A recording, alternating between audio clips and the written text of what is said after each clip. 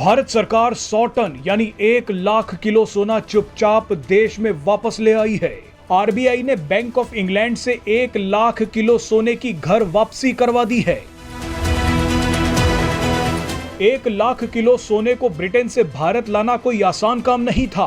रास्ते में कुछ भी हो सकता था, लेकिन भारतीय वित्त मंत्रालय, आरबीआई और कई डिपार्टमेंट्स ने एक फुल प्रूफ प्लान बनाया और सोने को वापस देश ले आए।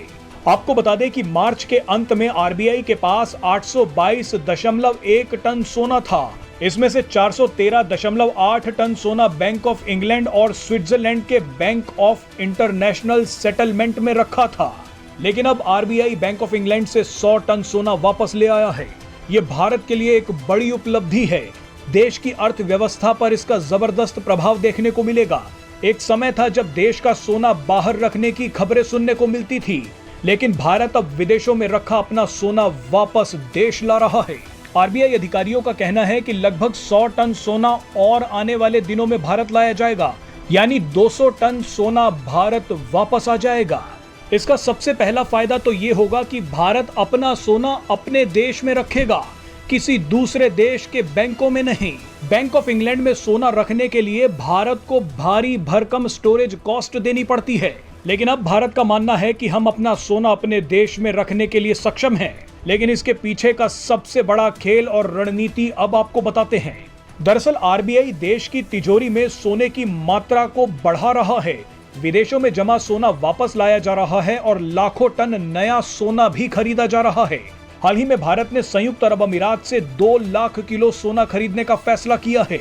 भारत सोने की मात्रा को तो बढ़ा ही रहा है, लेकिन उसके साथ साथ रुपये को भी दुनिया भर में फैला रहा है। ये सब इसलिए किया जा रहा है क्योंकि भारत अपने विदेशी मुद्रा भंडार में एक बड़ा बदलाव कर रहा है।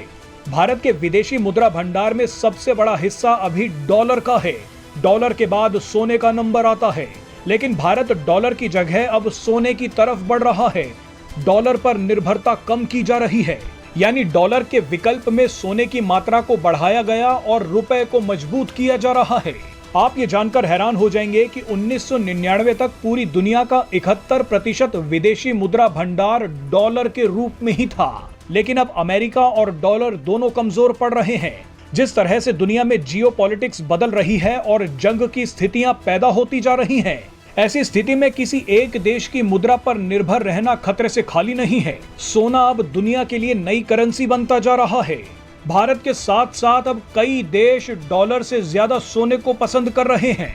आप ही सोचिए कि अगर किसी दिन अमेरिका बर्बाद हो गया तो पूरी दुनिया को ले डूबेगा, क्योंकि अभी भी दुनिया के पास व्यापार करने के लिए विदेशी मुद्रा भंडार के रूप में डॉलर ही सबसे ज्यादा है। डॉलर से दूर जाने की इस प्रक्रिया को डी डॉलराइजेशन कहा जा रहा है। आप जानकर हैरान हो जाएंगे कि पिछले 4 साल में भारत ने 110 टन से ज्यादा सोना खरीद लिया है। इसके अलावा भारत लगातार रुपए को स्ट्रॉन्ग करता जा रहा है। दुनिया के कई देशों में अब यूपीआई चल रहा है।